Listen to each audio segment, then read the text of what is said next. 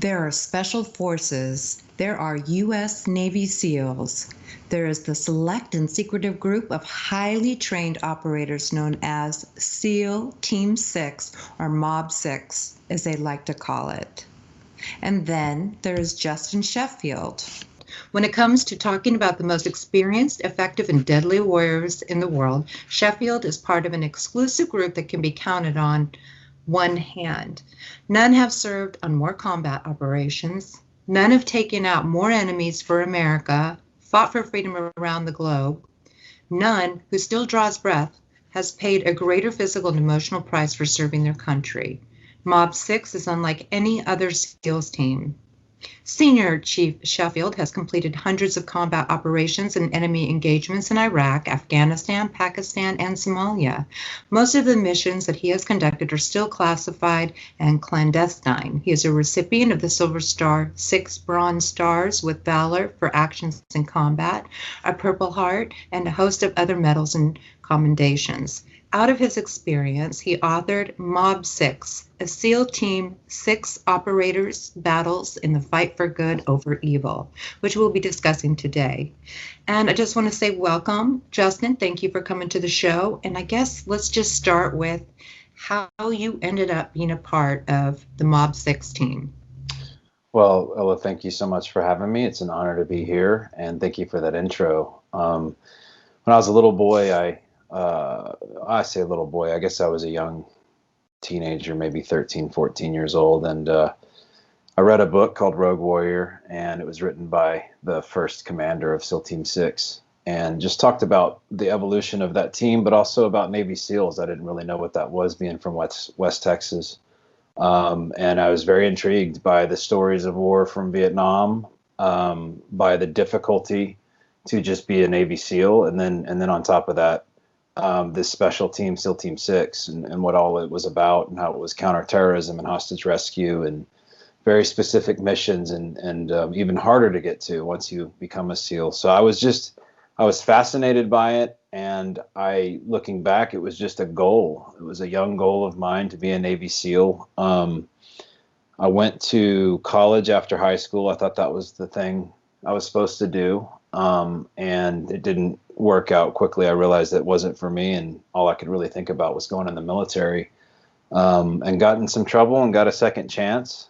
And the district attorney was a ex-Ranger, thank God, and he gave me a second chance, and he let me join the Navy. I got in some trouble with a public fight. I got arrested a couple of times. So bad decisions when I made when I was younger, drugs, and like I said, that second chance stuck with me, and I was able to return the favor in my career. But that's, I left San Angelo and went into the Navy, and luckily I went right through. I went to boot camp and A school, and then showed up to Buds back in 2000. Actually, 99 into 2000, or no, excuse me, 2000 and 2001 I graduated. And after Buds, I home on leave, went to jump school, and then I got married. And right before I got married, it was 9/11 went down, and maybe 4 days. So it was a very interesting time trying to stay focused on being married. I had just graduated from SEAL training, and I was to drive out and check into my first SEAL command, which was SEAL Team 8. So very volatile time.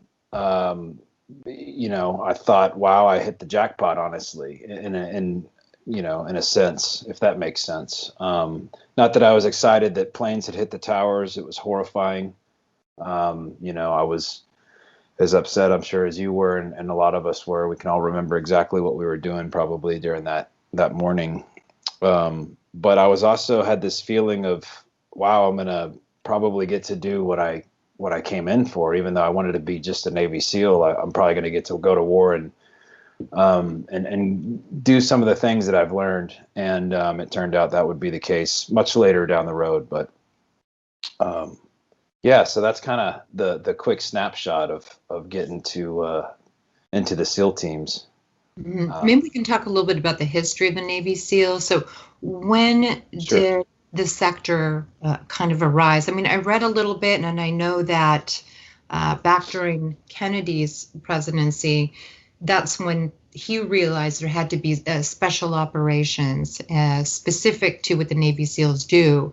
And then I also read that Vietnam played a big part as well. Do you want to clarify that for the listeners? Sure. So, we'll go back to World War II. You had the Scouts and Raiders, and into the the UDT, underwater demolition teams.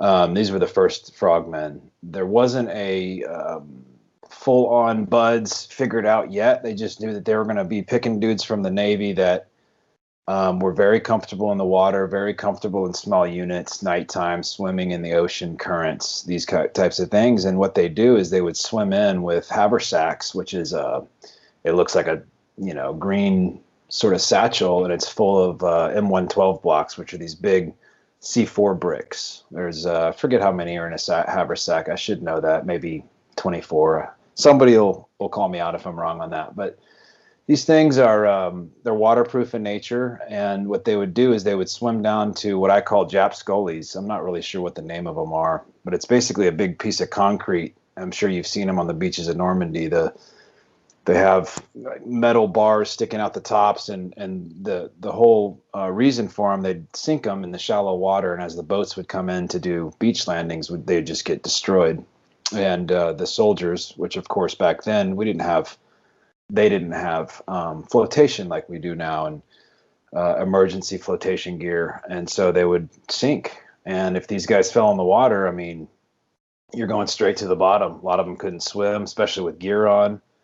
So with all of that, these guys would swim in beforehand, and they would rig up their haversacks full of explosives, and they'd run a ring main, which is it's det cord. They'd connect them all together, and then blow them to pieces, basically underwater.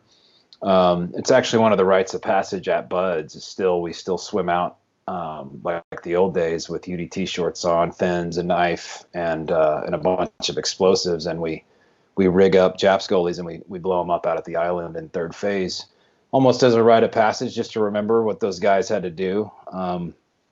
Nowadays we do it much differently, but so that's the UDT. And then Vietnam came along, and it's a very maritime environment, lots of rivers. Brown water Navy was huge in Vietnam, and really that was the UDT transition into Navy SEAL, if you will, as far as the terminology goes. And I think it was Kennedy who changed that officially and made it Navy SEAL teams. And basically what you had SEAL Team 1 on in San Diego, and you had SEAL Team 2 in Little Creek, Virginia. So East and West Coast, 2 SEAL teams, exactly the same, just like they are now. We have all the odd numbers on the West Coast, all the even numbers on the East Coast, a lot more SEAL teams nowadays, but all equal. There's not like one that's better than the other. Obviously, SEAL Team 6 is its own thing, and we'll talk about that in a minute. But so Vietnam, I mean, these guys, unbelievable. The operations they did, the stuff they pulled off with very small numbers. They were able to do, guerrilla warfare tactics, small units, sneaking in, wearing what the enemy's wearing, going in at nighttime, very little gear, very little equipment, and very self-sufficient. So it's just a different kind of soldier that you're training to be when you're talking small units like that. So they had a unbelievable effect on the enemy in Vietnam. Really got a name for themselves, and a lot of that group was pulled out to make what we have now as SEAL Team 6. They needed counterterrorism and hostage rescue specifically units, and they set up one in the Navy and one in the Army. Obviously, we know Delta Force would be the counterpart in the Army. And those are the 2 Tier 1 units. And of course, we have within those now, there's everybody. We work with everybody as far as the military goes, all branches of service, and we work with other government agencies too. But that's kind of the history of how the teams got started. We've added teams even when I was in since 2000 to 2015. There's been SEAL teams that have been added, and I think a lot of times it's just there's a lot of officers and they needed commands because And same thing within SEAL Team 6. You know, they've added teams, but it's been beneficial because the duration of these wars has been so long that guys have been able to rotate. And, you know, looking back, even though it might not be enough time off or time doing other stuff, because when we get home, we're still training, but guys would be able to rotate to a war zone, stay for, you know, a shorter duration of time instead of years, or like the old Vietnam days, you'd deploy for a year or two, right? Or World War II or whatever. Nowadays, they're doing 6 months at most. Most of the time when we're talking about SEAL platoon deployments, sometimes they're longer. At Dev Group, we were doing, or at SEAL Team 6, we were doing much shorter deployments and much quicker turnarounds. So we'd go for 3 months, for example, and we'd be home for 6 months and turn back around and go. So if I went to Afghanistan, for example, in 06, I'd come home, train, then go to Iraq, and then come home, train, then go to Afghanistan, and we would just flip-flop within our team. So, you know, it provided the rest of the teams a little bit of, I won't say rest, but just time out of the combat zone. So I think I answered your question about history. Yep, you sure did. So I'm going to talk about you a little bit and some of your experiences before we get to your book. So what is that you experienced? Can you ask me that one more time, because I lost you for a second? Yeah, I know it's cutting out just a little bit. What is the most dangerous situation that you experienced as a SEAL team member? That is a great question. I would say that, you know, many of the operations overseas in real combat are extremely dangerous. The most dangerous one, you know, it would be hard to put my finger on one. Anytime we're getting lit up, I remember one time, for example, we're leaving a target area in CH-47, which is the big Chinook double prop helicopter. It looks like a big floating bus, and pilots are amazing in those things. But we're leaving, and I think we counted at one point 9 RPGs in the air coming at the helicopter as we're flying away. I could count them. It was almost like slow motion coming at us. And, you know, that's pretty scary, because there's nothing you can do in those kind of situations. You just, besides pray, which is exactly what I was doing. But I think some of the scariest stuff that we do, which I don't touch on in the book at all, and I'll just touch on briefly, is when we do underways, which is when a massive ship is underway out at sea.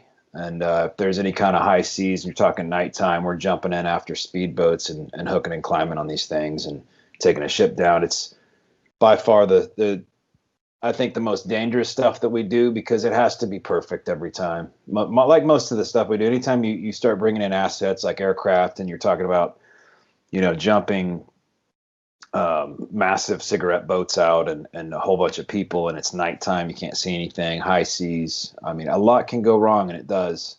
And so those are some of the most dangerous things we do, just whether it's training or for real, because in training, I mean, we've definitely lost a lot of guys, just unbelievable operators and people that have died in training just because the training itself is so dangerous. And, you know, we try to. Yeah, what goes on in your mind when these scenarios come up?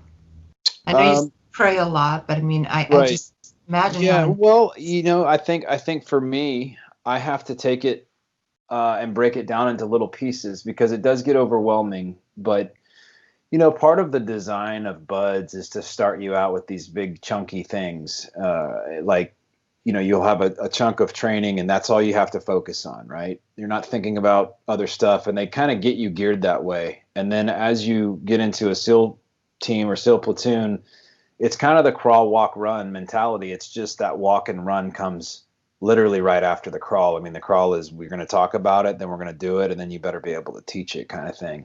And that's to an extent. I mean, there's a lot of stuff we got to spend a little bit more time on, just because of the danger of it, when we're talking explosives or you know, stuff like that. It's just, we got to be really, really safe, and we want to be extra safe, because the last thing any of us want to do is hurt our brother or hurt a civilian, especially, and I've seen it happen, and it's, in combat, but you don't want that. So training for safety is crucial, and taking things in very small pieces. For example, we talk about the hostage rescue in the story, and there's a lot going on there. There's a lot of new things, because that was my first experience like that. And we're about to do a jump, and I can't really think about what's going on the ground when I'm about to lead in a stack at nighttime under canopies, if that makes sense. So really the advice is to break it down into small chunks. You've got that overall picture in your head, but you're going to take one thing at a time and try to block the normal things of the world out as best you can. You're not going to want to be thinking about, your family. I mean, you can't help it, but you don't want to dwell on things when you're in those moments. And there is something pure about combat, and I don't want to come across the wrong way here. When I say that, I mean, when you're in it, and you're getting ready to be in it, and like, I'm coming up to the target. I mean, there's no feeling like this in the world. There's nothing, no jump, no nothing, and you're about to get in a gunfight. It's pure in the fact that there's nothing else that can really enter. You know what I'm saying? There's nothing that can come into your mind. It's just that's what I do. Here's where I'm at, and this is what I'm good at. And it's almost, I won't say robotic, because we all have emotions. We're human beings. And, but the care you have for your guys, goes through the roof. Your senses go through the roof. I don't want to say it's like some drug, but it's certainly different than anything I've ever experienced in my life, and doing it over and over and over again. The danger comes in when you're not feeling that anymore. And I don't want to say complacency sets in, but it's like you're getting shot at again, and it's not that big a deal. Maybe it's time to take a wrap off and take a break, and that's usually around month 3 or 4, right? You also when you lose that hypervigilance, then I would imagine that would be a very dangerous situation, because it's the hypervigilance that makes you alert and acutely aware of everything around. So I understand what you're saying. Absolutely.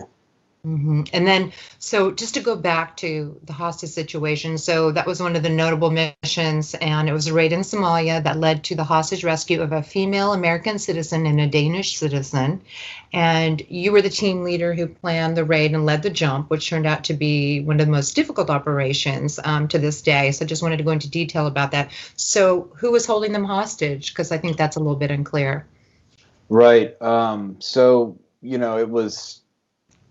we thought it was Al-Shabaab, which is a pretty notorious, Islamic jihadist gang, I would call them over there. I mean, they're no different than AQ or, ISIS. They're just a little bit more, I would say, unorganized. But the thing about Somalia, it's got a whole bunch of different groups, and they're way into kidnapping for ransom. So as far as who this group was a part of, I'm not exactly sure. I just know that they were corrupted by the source for these people. Excuse me, taking them around in Somalia. I believe they were doing some demining, and I think the American, was over there for she was helping out with humanitarian aid, helping kids. I mean, it's definitely a noble thing they were doing. There's no question. I would just say, for anybody, there's a lot of places to go help. Somalia is very non-permissive.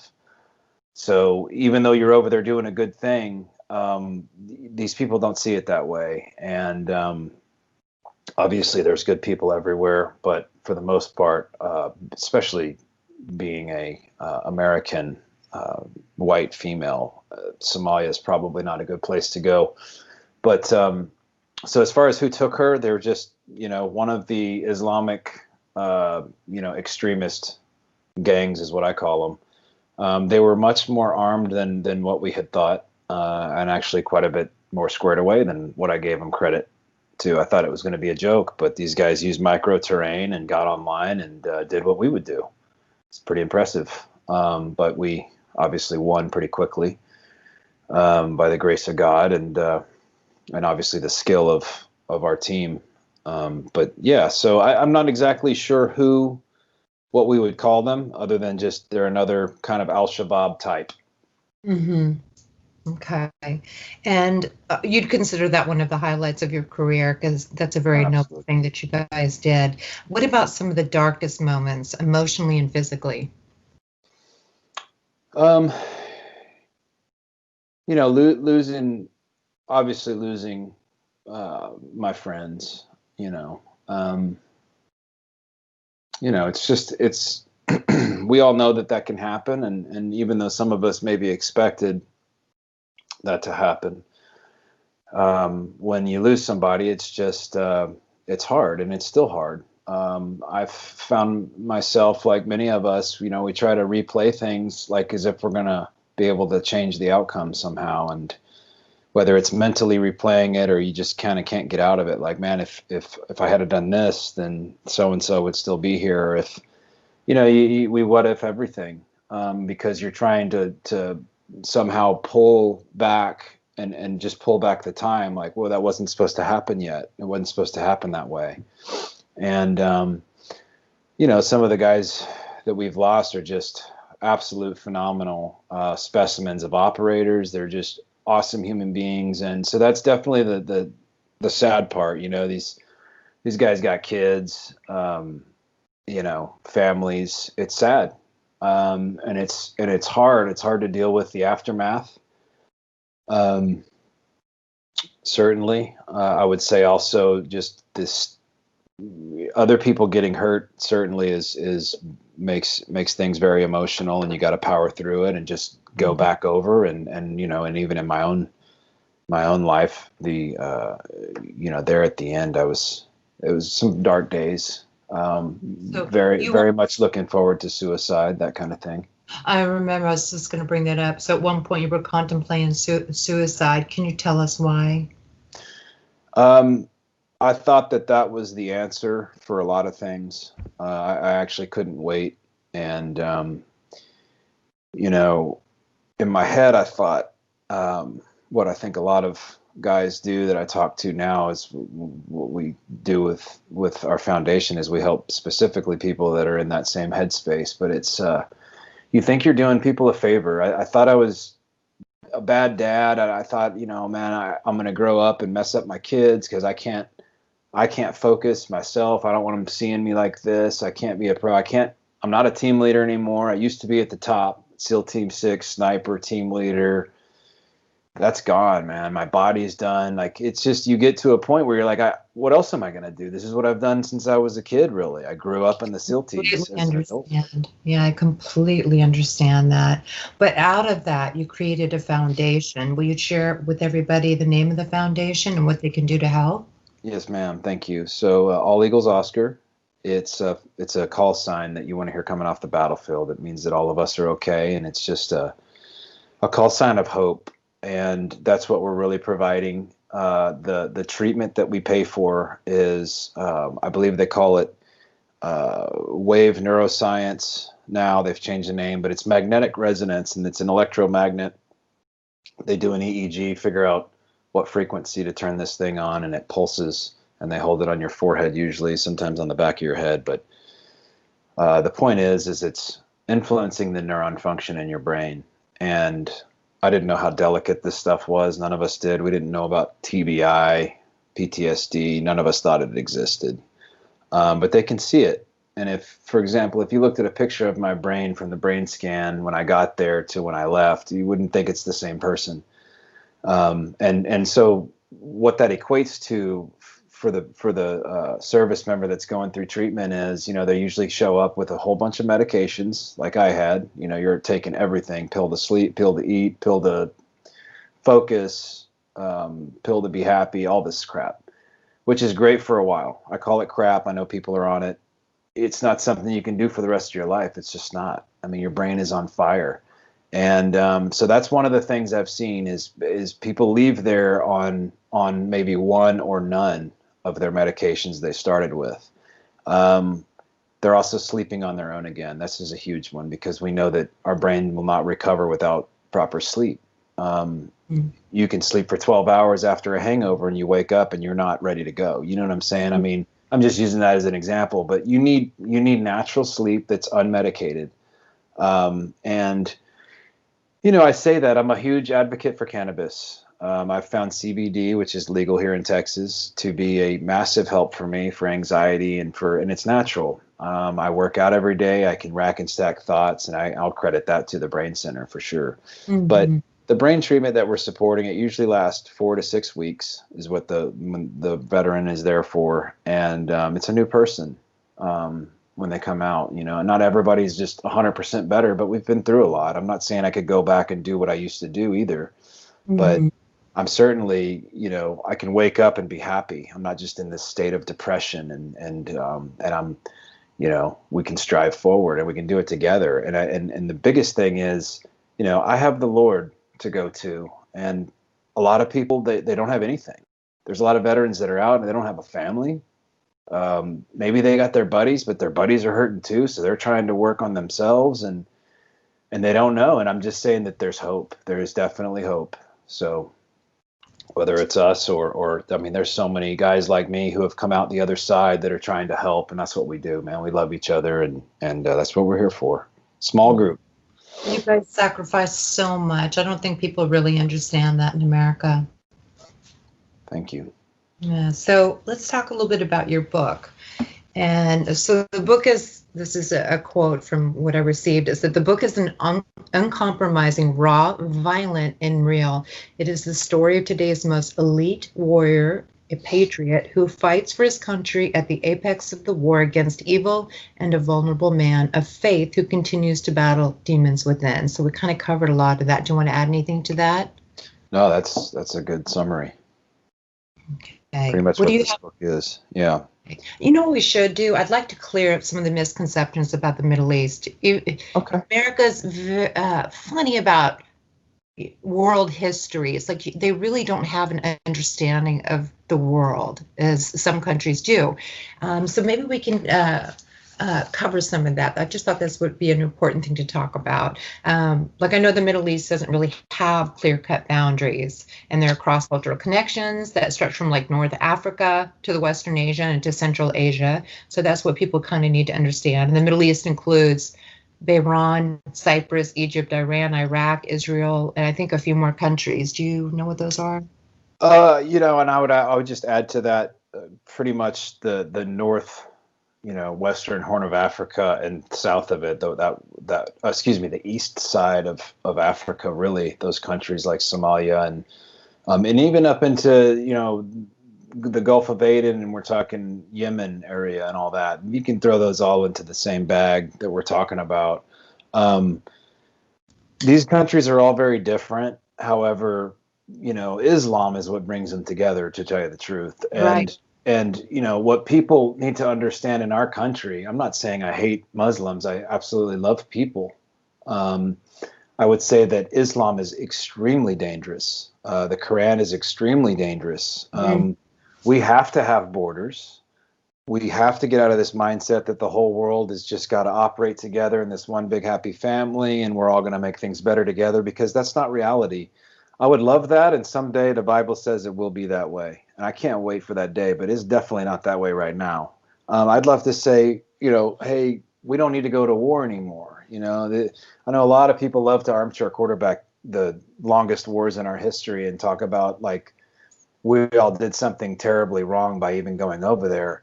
And it's a slap in the face to every single one of us that raised our right hand and went over there to fight for this country, our freedom. And what America does awesomely is we will fight for people that cannot fight.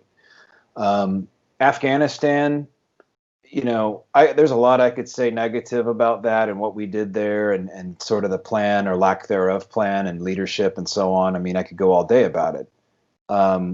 America is better because of these wars. Okay, the U.S. military is far better. Now, our leadership, I didn't care for it at all the way through, and I'm talking about the top. However, the military itself and the military members and so on, and what we've learned, I mean, there's nobody that can touch the amount of combat we just went through. And guys like me, not me myself, but guys like me are now training the young guys that weren't even born when 9/11 happened. You know what I'm saying? Like my brother, for example, he's a contractor for all branches of service, and he's teaching things that we learned. to these, for example, new Marine recon guys who are just rock stars, young, ready to go, and they don't know anything. They've got zero experience, or maybe they've got one deployment or so. We have a wealth of knowledge to dump on these guys, and obviously things are changing constantly, and technology is getting different. I really do think our president now has strengthened our military. Never in my wildest dreams would I have thought Space Force, and all of us, I mean, you can kind of think about it at first like, oh, are we going to fight in space? It's not that. It's more of we have to control that area because we're the good guys. Mm-hmm. You relinquish that over to China and let them take over satellites and put more up and so on, and there's no regulation on that. Russia, these people are true enemies. If we show weakness, they will absolutely take us over. We're not going to get along. We're not going to meet up 10 years down the road and hold hands and be like, all right, let's all be whatever we're going to call ourselves. This is the United States of America. The amount of blood spilt to make us what we are now is unprecedented worldly, and it's not going to change. There's millions of us like me that we're not getting rid of our national anthem. We're not getting rid of our American flag, not over any of our live bodies, I should say. Mm-hmm. That makes sense. Mm-hmm. I think I answered your question, but I'm not. You did. You answered very well. Thank you. Is there anything else I really want to, since I'm trying to go into detail about the book, what can readers look forward to in the book that you Sure. haven't shared about? Thank you. So the book is definitely it's a fireside. You're in my head. You're in my head emotionally with the feelings I felt in combat. I've been very fortunate to be a part of really an extraordinary amount of combat at that command, especially at SEAL Team 6, and I cover what I can of it all. But it's not about tactics or anything like that. It's about actual things that we went through, and so that's what you'll read. And then obviously it culminates into a very dark time where I'm about to kill myself, and sort of what's through that, and ultimately, if I was to say that there was one point in all of this, it's to preach the gospel of Christ, that he died for our sins according to the scripture and was raised the third day. And I want people to understand what that means, because we are going to die, whether it's COVID or something else. We're not taking this skin with us. None of us are. And the Bible gives reasons for that very clearly. And so I would like people to think about eternity a little bit. Because most of us, I think if we're honest, we don't even like to think about the thought of death someday. It's a real far thought, never going to happen to me. I know all these people die every day, but I'm going to live forever. And I want people to reconsider that, because we have a God who loves us and created us. We are not from nothing. We didn't evolve. There's one world right here, very specific. We're made in his image. And so that is a message that I would like to portray, just for the King. Yeah. We await his return. I always say this body is just a vessel for us. That's it's a vessel for our soul, and we need to stay connected to God so we can be of service. That's right. Service to humanity and be guided by his direction. Yeah, and I know that we, the Bible calls us a sinner. That's God's diagnosis of our heart. We're sinners, 100%. I think if you and I looked back at our lives, we'd be like, man, I could really make some different decisions. I've done some things that I'm not happy about, proud of. But this is why God gave us Christ. He gave his son for us. And doesn't matter abortion, homosexuality. I could name off all kinds of things that just infuriate and offend people. God is with open arms, ready to forgive. That's what he gave his son for. Who are we not to take the forgiveness? So, I want people to just think about that. He'll forgive you immediately where you stand. That's really beautiful. So what plans do you have for the future? Any projects? What do you want to do the rest of your life? That's a great question. I've got, the best thing about being out now is my kids were young enough. They don't remember how I was, and I get to be with them a lot. But definitely taking I'll continue on with this foundation. I've recently started growing cannabis, So I got my license. It's all legal. And I just found I really enjoy growing my own medicine. It was extremely expensive to pay for. So I enjoy that. I was thinking about doing something in the future for veterans because most of my buddies that are vets that are out also use cannabis as a form of, it's like I could go get Oxy for pain, or I could, use this plant that's helped so much. And it's quite easy, and it keeps me on a schedule, really. But I'm involved with a lot of stuff. I just those are the things. My day to day right now is the foundation and growing trees. Those types of medications that you mentioned, opiates. We have an epidemic going on, and they're so addictive, and that truly destroys your lives. The addiction within itself, not to mention just what it does to your humanity. And so obviously the cannabis and the CBD is a natural solution to some extent. I mean, sometimes it's not as natural, but the way it's processed, but it definitely helps with physical pain. It helps with sleep. I'm just glad we were very black and white about it. Our country was very black and white about marijuana, and I'm just glad that science has proven that it's not as bad as people assumed. Exactly. And that's a great point. I'm always very careful. It's such a subject that my parents were completely like, this is the worst thing ever. And it's kind of ridiculous. And the science has absolutely showed us. I mean, the science from it, I mean, with cancer cells and everything else, it's amazing. And it's such a good alternative to something like you said, like opiates. I mean, that absolutely crushed me. Opiates. I was so addicted, and then I finally got off of them, and then I go have a back surgery that's pretty serious, so I'm back on. I'm back addicted. I mean, it's a nut roll, and it's not something that you can just. I couldn't get out on my own. I mean, I get it why people do heroin. I was, it's like that's the next thing, and it's you're not getting out of it on your own. At least I couldn't. That's one of the things I will say that the Brain Center has helped with a lot is addictions. I would never say that I'm addicted to cannabis. I can go without it. I'm just in a lot of body pain. But for anxiety and stuff like that, it's been amazing too. And I just think that this conversation, needs to keep happening because there is a stigma around it. And I've talked to a lot of people that they just can't fit it in there. I mean, I live in Texas in a very conservative community.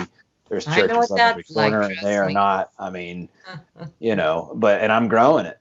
I've got kids here, and it's like, look, man, if you guys have a problem, this is what I do. This is what I went through. So, but it's all good. I have a great community. It's just, I think that conversation needs to continue about it because the VA and what it's expensive. So for a vet to go buy, his medicine at the cannabis shop, it's extremely expensive, but I could go to the VA and get Oxy, for example, or Adderall or whatever, if I go talk to a shrink, right? So it's just, we need to legalize it, I think. I think we're getting close. I mean, I never thought I'd be growing weed legally in Texas. Never. Yeah, I know that in Texas because I lived in a Bible Belt. They're very slow to change. They're very set in their ways, but hopefully that's going to change. And I'm just very grateful for what you have done for our country, and I just want people to understand what a sacrifice that anybody that serves in our military has to go through. You sacrifice your body, your mind, oftentimes, family and close relationships, and that is such a noble endeavor to take on. Thank you for saying that. Okay. Thank you, but I'm going to go ahead and just turn off the recording and we can talk real quick.